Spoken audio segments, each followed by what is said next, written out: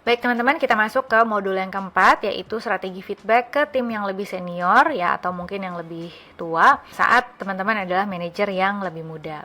Ini rahasianya ya teman-teman, kita harus be curious to learn. Dalam arti pada saat kita memberikan feedback, kita juga harus ada di posisi di mana kita siap untuk belajar sesuatu yang baru.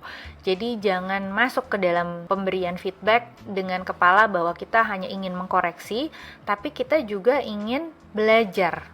Ya, masuk dengan spirit yang kita tuh interested to learn, kita curious to learn. Supaya apa? Supaya yang diajak bicara, ya, misalnya tim member kita yang lebih tua, itu juga merasa bahwa kita tuh ingin mencari solusi bersama, bukannya mau menyalahkan dia, gitu ya. Jadi be curious to learn, karena beda ya pada saat energi kita ingin ngoreksi orang, sama pada saat energi kita tuh ingin menyelesaikan problem bareng-bareng, ingin mempelajari gitu ya. Kita tuh curious sebenarnya ada apa sih kendalanya. Itu energinya akan beda sekali ya. Nanti kita akan ngebahas tentang framework yang bisa kita gunakan pada saat ingin memberikan feedback. Oke teman-teman, yang harus diingat pada saat kita mengelola tim yang lebih senior, kita menggunakan respect ya, jangan menggunakan fear. Jadi respect itu artinya kita menghargai, kita mengakui pengalaman dan kontribusinya.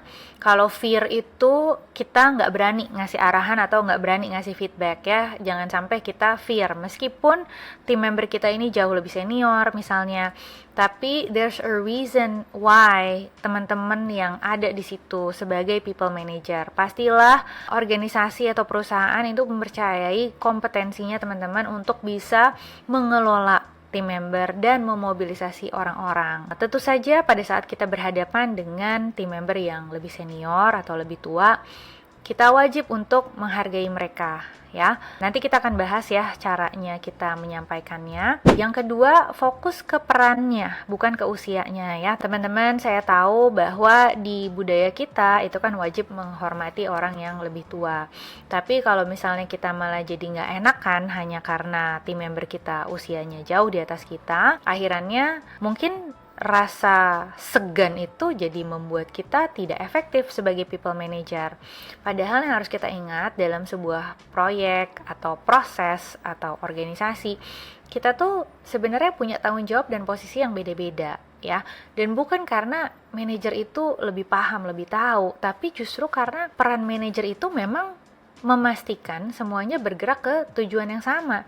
Jadi kita bukannya mengoreksi karena kita lebih paham atau lebih keren, lebih hebat, lebih tahu, tapi posisikan bahwa ya tanggung jawab saya sebagai manajer adalah untuk memastikan kita semua selaras gitu ya. Jadi kita fokus ke perannya, masing-masing perannya, bukan ke usianya.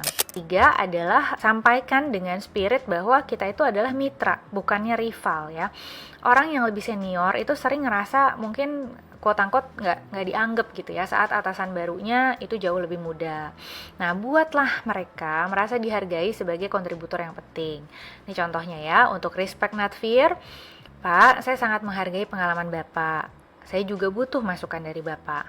Tapi saya juga perlu memastikan kita semua sejalan dengan target. Ya, izinkan saya menyampaikan arahan dari sisi project manajemennya ya Pak. Tapi kalau dari sisi teknis, saya sangat terbuka dengan insight Bapak. Menurut Bapak, apa ya cara terbaik agar misalnya apa ini problemnya gitu ya. Kalau Bapak pernah mengalami ini di project sebelumnya, apa ya pelajaran yang bisa saya pelajari juga? Gitu. Nah, di sini juga ada humility ya, ada kerendahan hati di sini untuk kita mau belajar. Nah, hopefully kalau misalkan cara menyampaikan kita juga baik seperti ini, maka tim member kita yang lebih senior ini tidak akan merasa diserang atau dikoreksi oleh orang yang lebih muda gitu. Harapannya bisa terbangun komunikasi yang lebih baik.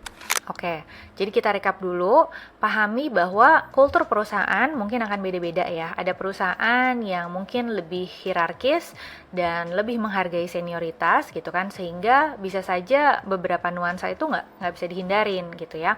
Nah, untuk kultur perusahaan yang sangat hierarkis dan sangat menghargai senioritas, mungkin lebih baik juga kalau teman-teman sebagai people manager itu konsultasikan dulu ke pihak lain ya, konsultasikan oh biasanya tuh culture-nya di sini kayak gimana sih kalau misalnya kita mau memberikan feedback kepada tim member yang lebih tua ya. Kalau yang tadi kita bahas barusan sebenarnya hanyalah panduan aja ya, tapi akan sangat-sangat lebih baik kalau kita juga berkonsultasi langsung kepada orang-orang yang ada di dalam organisasi kita, misalnya HRD gitu kan. Oh di sini culture-nya gimana? Kalau misalkan memang teman-teman temukan bahwa organisasinya teman-teman atau perusahaannya teman-teman itu benar-benar hierarkis banget gitu ya. Sebagai manajer baru, sebenarnya teman-teman tuh nggak perlu punya semua jawaban seorang diri. Pastilah apa yang teman-teman rasakan sekarang, pain point teman-teman sekarang, itu udah pernah juga kok dirasakan oleh orang lain ya. Jadi pergunakan fasilitas atau support system di kantor. Boleh tanya sama manajer ya teman-teman ya, tanya sama atasan, tanya sama mentor, tanya sama HRD. Karena bisa jadi problem yang teman-teman alamin itu udah pernah juga dialamin oleh orang lain dan udah ada best practice-nya ya. Jadi jangan semua bebannya taruh di pundak sendiri, pergunakan support system yang ada, konsultasikan kepada orang-orang lain karena saya yakin pain point yang dialami oleh teman-teman itu sudah ada best practice-nya dalam organisasi. Oke, nah sekarang kita akan ngebahas tentang SBI model atau framework dalam memberikan feedback. SBI artinya adalah Situation, Behavior, dan Impact. Jadi tujuan dari SBI model ini adalah untuk menstrukturkan bagaimana kita memberikan feedback. SBI adalah Situation, Behavior, sama Impact. Ya, ini langsung saya kasih contohnya aja. Situation, dalam meeting di hari Senin, Behavior, kamu memotong pembicaraan staff junior saat presentasi. Impact itu membuat tim jadi segan untuk menyampaikan pendapat ya.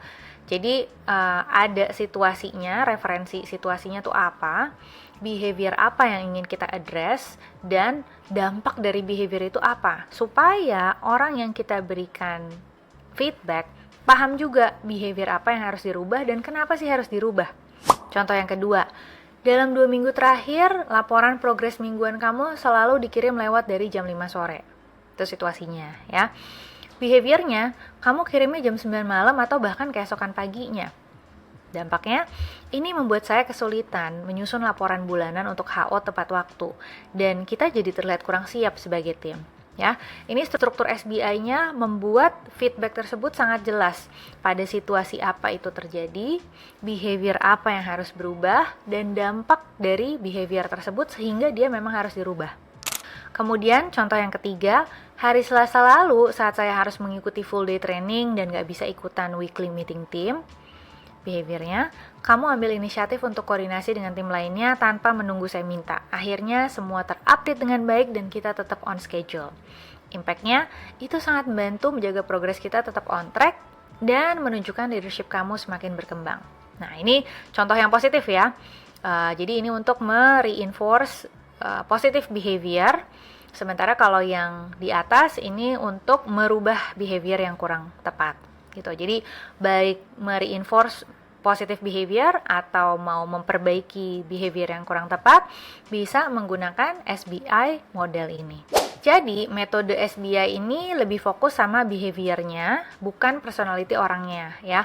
Biasanya orang itu merasa lebih defensif kalau merasa dirinya yang diserang.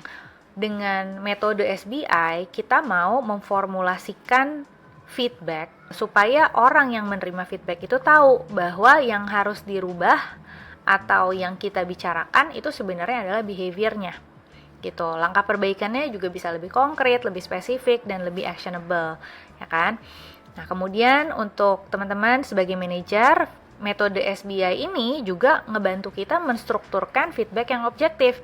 Jangan sampai kita tuh ke-trigger aja pengen ngasih feedback karena kita emosi misalnya gitu ya.